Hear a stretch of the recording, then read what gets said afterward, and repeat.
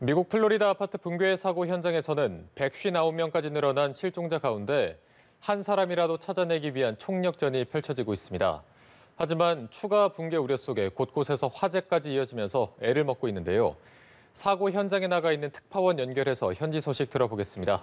이경희 특파원. 네, 엊그제까지만 해도 높은 건물이 솟아있던 사고 현장은 이제 건물 대신 연기만 자욱합니다. 이곳은 미국의 대표적인 휴양지로 별장형 주택들이 즐비한데요.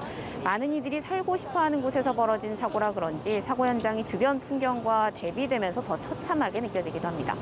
자욱한 연기 아래에서는 잔해 더미를 치워내고 있을지 모를 생존자들을 찾기 위한 구조 총력전이 이어지고 있습니다. 가능한 인력과 장비를 모두 동원해 잔해 더미 아래 생존자가 있을 만한 곳을 집중적으로 수색하고 있는데요. 지하 주차장에 터널을 뚫는 방식도 동원된 것으로 전해졌습니다. Several different obstacles. This type of situation, we're looking at optimal for survivability. We've been actively searching from the minute this incident occurred, and then we've been mainly under the main pile, shoring up areas, trying to find void spaces, looking to see if we can find survivors. 음향 탐지 기계 등을 동원해 수색 작업을 벌이던 중 잔해 밑에서 두드리는 소리를 들었다는 구조대원의 전원도 들려오는데요. 그러나 159명까지 늘어난 실종자 일부를 찾았다는 소식은 아직 들려오지 않고 있습니다.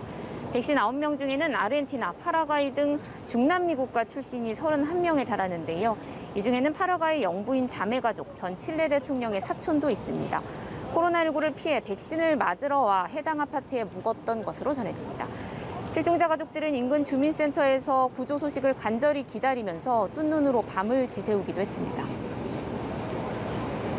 They're spraying water on top of it to put out the fire, but that creates even more smoke. As you can see the smoke, it's not a good condition. Even if there are air pockets, it's very concerning to myself and my family. 다만 추가 붕괴 위험이 있는 데다 비도 오락가락 내려서 구조 작업에 속도를 내지는 못하고 있다는 게 문제입니다.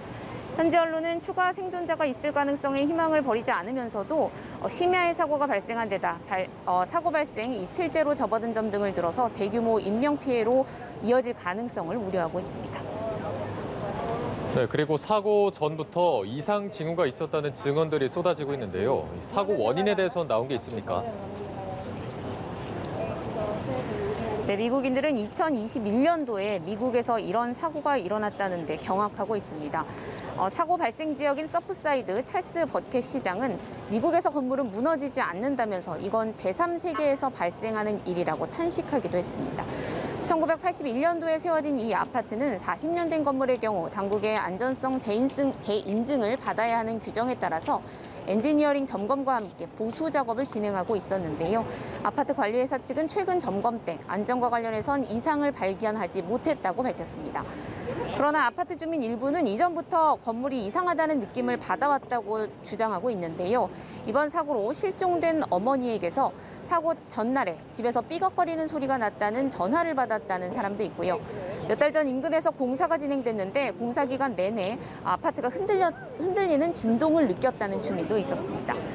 또 이 건물이 당시 습지를 개간한 땅에 세워졌고 이미 조금씩 가라앉고 있었다는 연구 결과가 지난해 나온 바 있는데 여기에 더해서 아파트 구조물이 부식돼 한층 바닥 전체가 무너져 내렸을 가능성을 거론하는 전문가도 있습니다. 당국이 일단은 구조 작업에 초점을 맞추고 있는 만큼 원인 규명에는 시간이 좀 더 걸릴 것으로 보입니다. 이런 가운데 아파트 입주민 일부는 아파트 관리회사를 상대로 500만 달러, 약 56억 원 규모의 소송을 내서 법정 싸움으로 이어지게 됐습니다. 지금까지 플로리다 마이애미 아파트 붕괴 사고 현장에서 전해드렸습니다.